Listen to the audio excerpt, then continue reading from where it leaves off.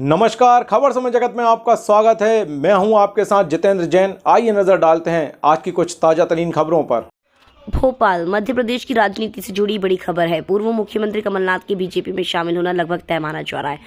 हालांकि इसे लेकर कमलनाथ का अब तक कोई बयान नहीं है। वहीं पूर्व सीएम के बीजेपी में शामिल होने की अटकलों को लेकर पीसीसी चीफ जीतू पटवारी ने मीडिया से चर्चा की। जीतू पटवारी ने कमलनाथ को बीजेपी में शामिल होने की अटकलों को गलत बताया। उन्होंने मीडिया को सलाह देते हुए कहा कि ऐसी भ्रामक खबरों से बचें।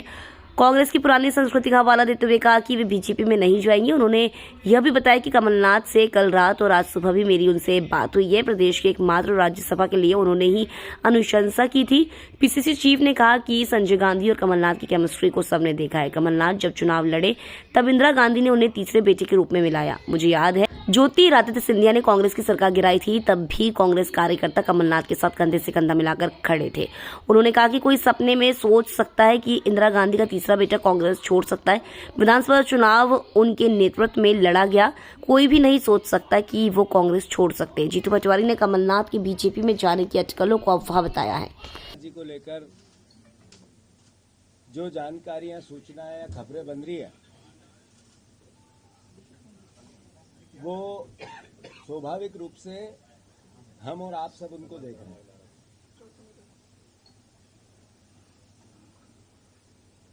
सत्तर के दशक में दो भाइयों की जोड़ी बहुत फेमस हुई थी। उसमें एक इंदिरा जी के बेटे आदरणीय संजय गांधी जी और कमलनाथ जी। तब से लेके आज तक कांग्रेस पार्टी की विचारधारा और सोनिया गांधी जी, राहुल गांधी जी, इंदिरा गांधी जी, राजीव गांधी जी,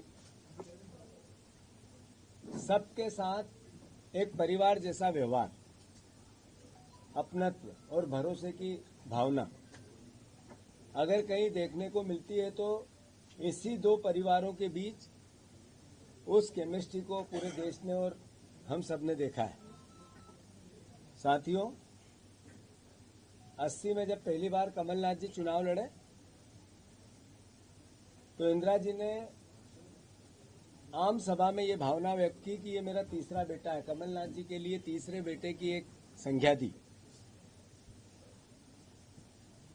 उससे आगे बढ़कर इस 45 साल की यात्रा में, राजनीतिक यात्रा में कमलनाथ जी की पिछले 7 साल से वो मध्य प्रदेश की कांग्रेस पार्टी के मुखिया के तौर पे हम सब कांग्रेस के कार्यकर्ताओं के साथ कंधे से कंधा मिलाकर हर परिस्थिति में सुख में, अच्छे में और बुरे में पूरी दृढ़ता से कांग्रेस के विचार को आत्मसात करके विपक्ष की भूमिका निभाते हुए निडरता से अपना कार्य करते रहे।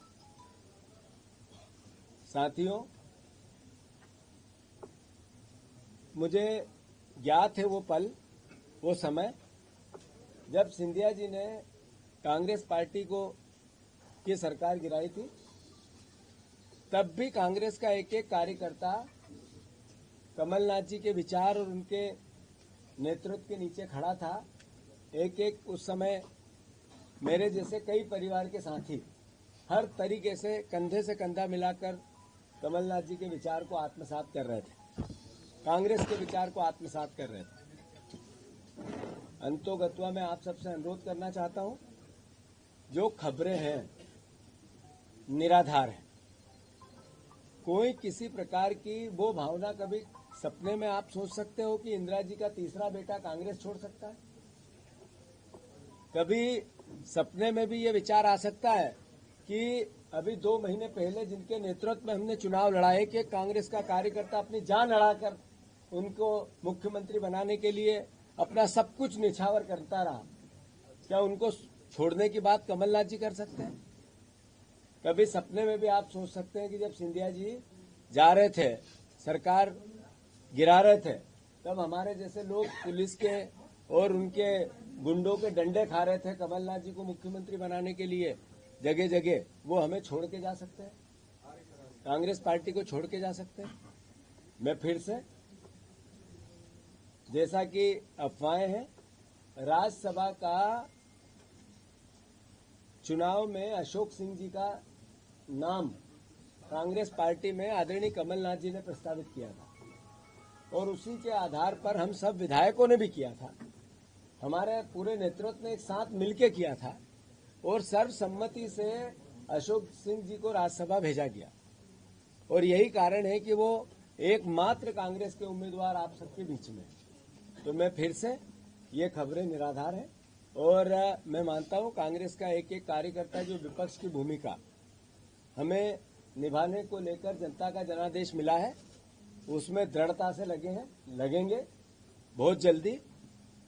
जो कांग्रेस पार्टी ने मिनिमम सपोर्ट प्राइस किसानों की लागू की है, जो सपोर्ट प्राइस किसानों की भावना उनके अधिकार क्षेत्र में गारंटी के रूप में दी है, मिनिमम सपोर्ट प्राइस एक गारंटी है, इसकी भावना कांग्रेस पार्टी ने व्यक्त की है। इसके कार्यक्रम जारी हो रहे हैं और मैं मानता हूं कि सभी परिवार के यहाँ उपस्थित